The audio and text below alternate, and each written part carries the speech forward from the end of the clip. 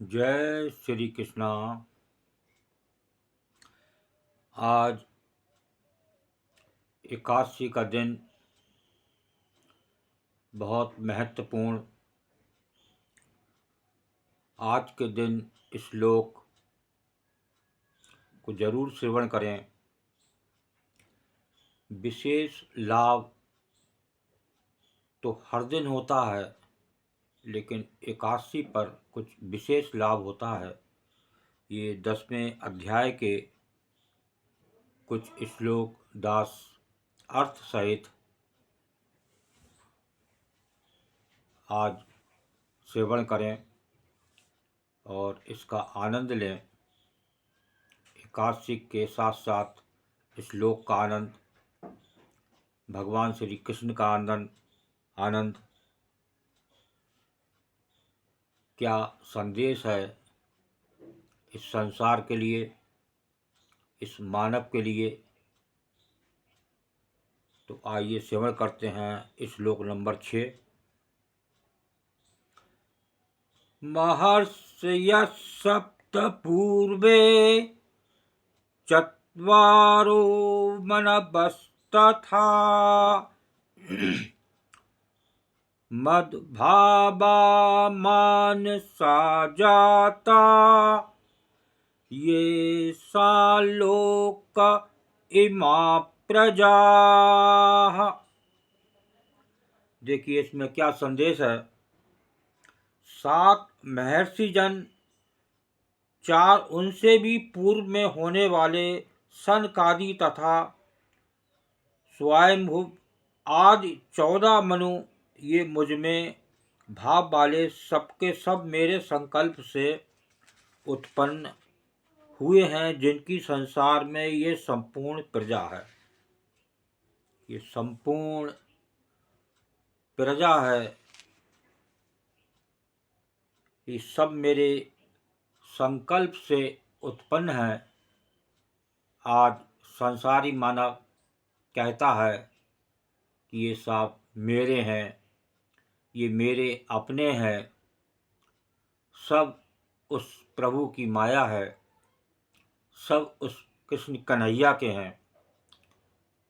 तो सबसे प्रेम करें, सबसे प्रेम भाव करें, तभी असली आनंद है। श्लोक नंबर 7 को श्रवण करते हैं।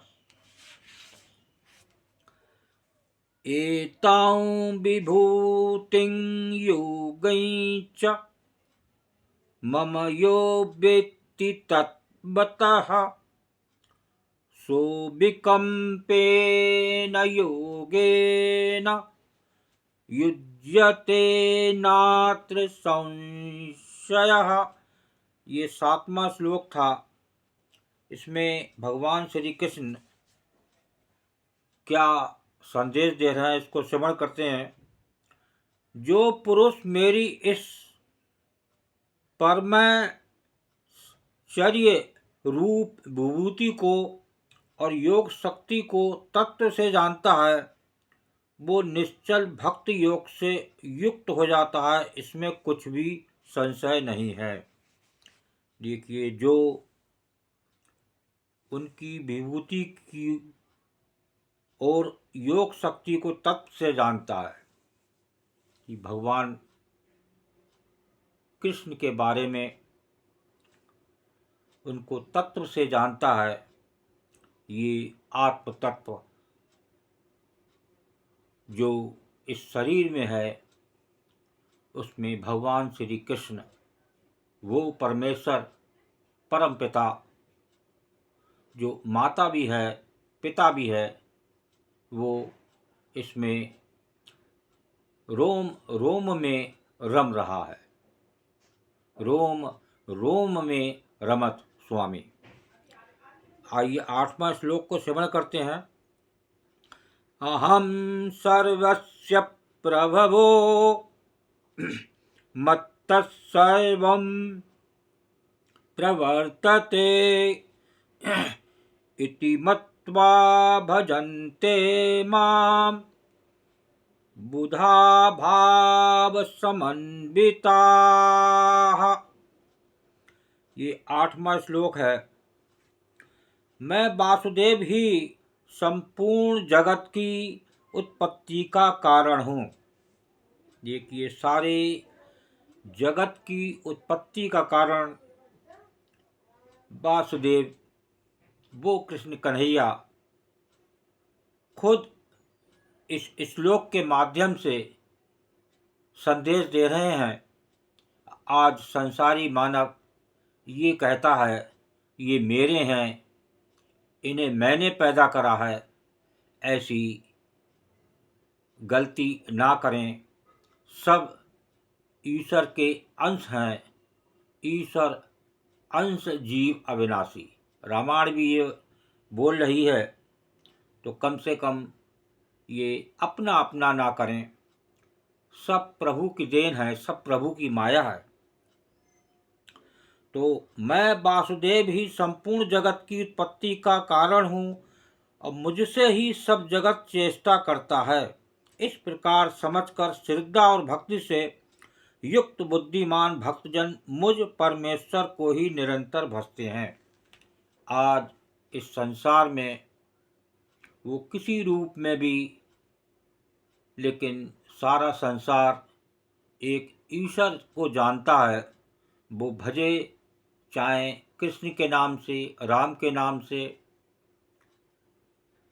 हनुमान जी के नाम से, किसी के नाम से जपे, लेकिन वो सब है एक परमात्मा।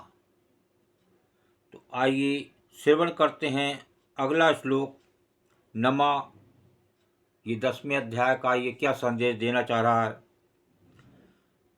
मच्चित्ता मत गत प्राण बोधयन्तः परस्परं कथयन्तश्च मां नित्यं तुष्यन्ति च रमन्ति च। ये 9वां श्लोक है।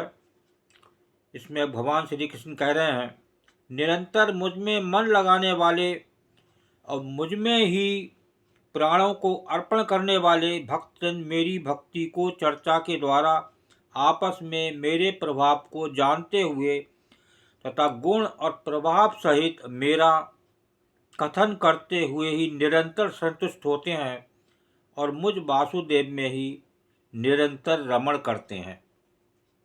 देखिए, यहाँ भी भगवान श्री कृष्ण साफ साफ कह रहे हैं, जो मुझ में ही मन लगाने वाले, मुझ में ही प्राणों को अर्पण करने वाले भक्तजन मेरी भक्ति की चर्चा के द्वारा आपस में मेरे प्रभाव को जानते हुए तथा गुण और प्रभाव सहित मेरा कथन करते हुए ही निरंतर संतुष्ट होते हैं और मुझ वासुदेव में ही निरंतर रमण करते हैं। जो भगवान श्री कृष्ण, जो एक परमात्मा, जो आत्म तत्व में विराजमान इस देह में, जो इसको मन से याद करता है और उनको अर्पण करके अपने आप को जीवन यापन करता है, वो नित्य सफल होता है। आखिरी श्लोक को और श्रवण करते हैं। 10वां श्लोक है। तो आज दास की फिर प्रार्थना कि एकादशी है, इस पर जरूर इस श्लोक को श्रवण करें और एक मन को लगाते हुए उस कन्हैया में उसका आनंद और भी ज़्यादा ले सकते हैं। तेषां सततयुक्तानां भजतां प्रीतिपूर्वकं ददामि बुद्धियोगं तै येन मापुपयान्ति ते। ये 10वां श्लोक है। इसमें देखिए भगवान श्री कृष्ण इस श्लोक में क्या कह रहे हैं। उन निरंतर मेरे ध्यान आदि में लगे हुए और प्रेम पूर्वक भजने वाले भक्तों को मैं वो तत्व ज्ञान रूप योग देता हूँ जिससे वे मुझको ही प्राप्त होते हैं। देखिए, उन भगवान कृष्ण जी में उस आत्म तत्व में कैसे प्राप्त होंगे उसके बारे में यह संदेश दे रहे हैं। उन निरंतर मेरे ध्यान आज में लगा हुए, यहाँ उनकी बात कर रहे हैं जो एक प्रभु को भजते हैं। उस आत्म तत्व में भगवान श्री कृष्ण जी ने अर्जुन से कहा था, ये जो आत्मा है वही मैं हूँ। इस चीज़ को समझें, जो शरीर में जो आत्म तत्व है, आत्मा है, वो ही उन्हें भगवान श्री कृष्ण माने, उस परमात्मा को माने, उस गुरु को माने। सतगुरु तो अंतर रमे, पल पल करें पुकार, तू आज्ञाकारी होए के घट का पाठ उबार। भगवान श्री कृष्ण कह रहे हैं कि मैं तेरे हृदय में, मैं आत्म तत्व के रूप में विराजमान हूँ। अगर तू मुझे मन से याद करेगा और मुझे अपने आप को अर्पण कर देगा तो निश्चित ही तेरा जीवन सफल होने वाला है और तू अंत में मुझ में ही समाएगा। ये है आज की जो श्लोक है, उसमें खास बात उसको समझें और उन कन्हैया, उस वासुदेव, उस कृष्ण जी को जानें जो आत्म तत्व में इस देह में विराजमान है। तो निश्चित ही आपका भला होने वाला है।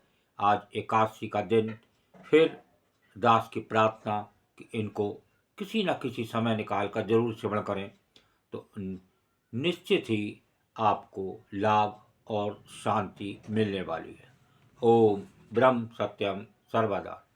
दास का ये वीडियो अच्छा लगा हो तो ज़रूर शेयर करें ताकि और भी लोग उस एकादशी के दिन का लाभ ले सकें। ओम ब्रह्म सत्यम सर्वदा।